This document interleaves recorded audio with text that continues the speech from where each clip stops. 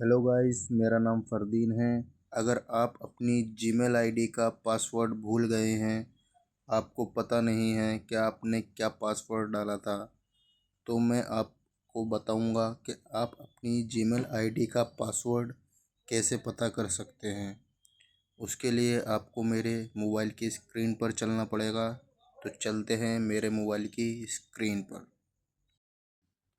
तो अब हम अपने मोबाइल की सेटिंग ऑन करेंगे। सेटिंग ऑन करने के बाद इसमें एक गूगल का ऑप्शन होगा, उस पर क्लिक करना है।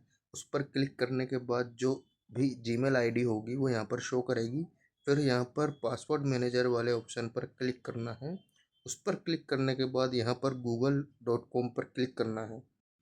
फिर आपको अपने मोबाइल का पासवर्ड डालना है। पासवर्ड डालते ही आपके सामने आपकी जीमेल आईडी का नाम और नीचे पासवर्ड शो करेगा।